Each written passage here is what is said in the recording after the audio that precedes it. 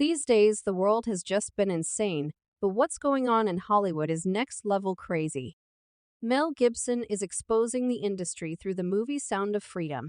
And boy, oh boy, he didn't hold back from revealing what the elites are doing to their involvement in nefarious companies due to their number one fear of public humiliation. Mel is prepared to spill the beans. As you probably already know, I had a lot of strange paranoid suspicions about what the heck was going on because there was a lot of information I couldn't understand. But wait, there's more. In addition to this, another well-known name was caught up in this scandal. You'll be shocked when you learn who this person is. So what exactly did Mel say? Let's find out. While Hollywood is undoubtedly one of the most contentious industries ever, Surprises the film in question is titled Sound of Freedom, and it was written and directed by Alejandro Monteverde and stars Jim Caviezel. Mira Sorvino and Bill Kemp star in the film, which has a very strong message about the alarming topic of child trade and how children are still in danger and are being led around by unscrupulous people. Most of you are thinking this film will be promoted around the world because of the important message it's trying to convey. Well, guess what? It's the total opposite, and the lack of media attention is sickening.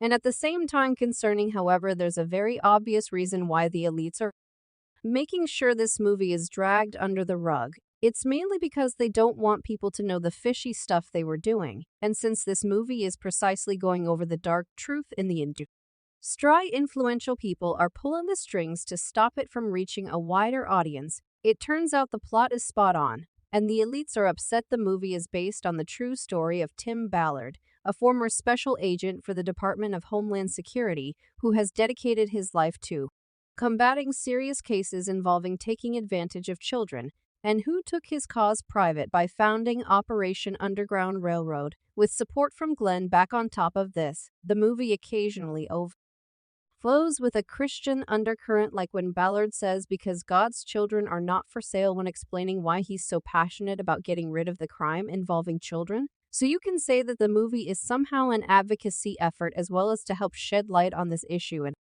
hopefully eradicate these social problems. However, despite the importance and significance of the topic, major streaming sites like Netflix, it was shocking to say the least that Hulu and Amazon decided to forego it and close their platforms to the film because they have historically been highly supportive of these causes. Why then did they reject the Sound of Freedom to raise suspicions?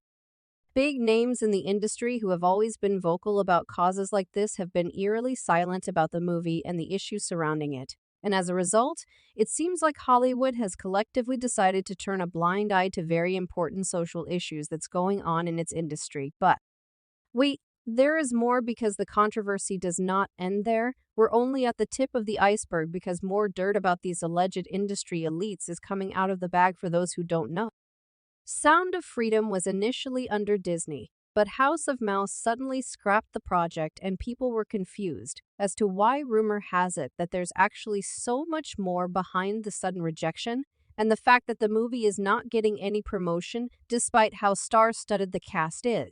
One of the alleged reasons is that these platforms deliberately turn a blind eye in order to prevent the issue relating to child trade from reaching a global audience and to protect the elites who are pulling the strings. After the Sound of Music premiere, Finn started to draw connections between what Mel Gibson had truly hinted at about these business elites back in 1998. And I felt the need to leave because I knew I didn't want to collaborate with him and he was becoming threatening. In addition, there are two categories of elites. Members of this elite group include Bill Gates and other wealthy philanthropists who regularly meet to discuss issues they deem significant.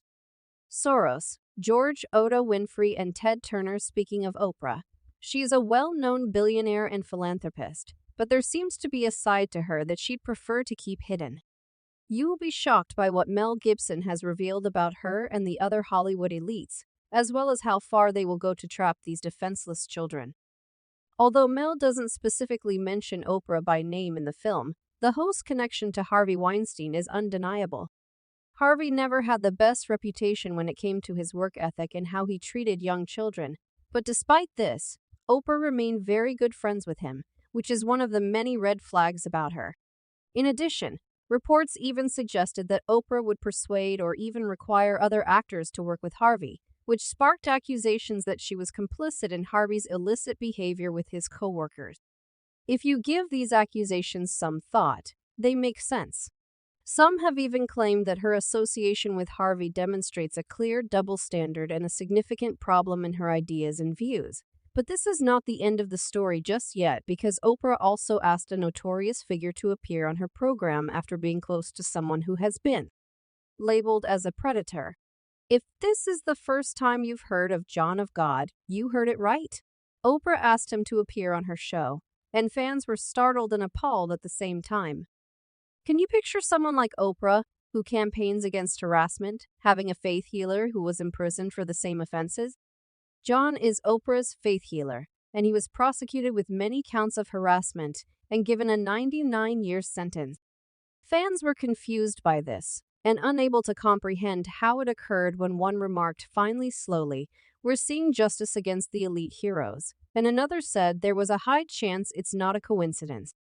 Beware of most folks that Oprah promotes. It's also mind-boggling how Oprah literally opened the doors for a person like John of God to have access to his victims, since she was the one who catapulted him into the limelight by featuring him in her show. Through this action, Oprah actually gave John of God an audience and credibility when he was actually the total opposite. Oprah did try to salvage her reputation by showing support and empathy to the women who became victims of John of God, but sadly, the damage was already done, and it's almost impossible to believe her words when she was the first one to endorse a predator in the guise of a faith healer. And to add to this, Oprah is set to make more terrible decisions that will become the talk of the town. One of them was when she set up a leadership academy in South Africa, and since then, this academy has been bombarded with controversy, one after the other.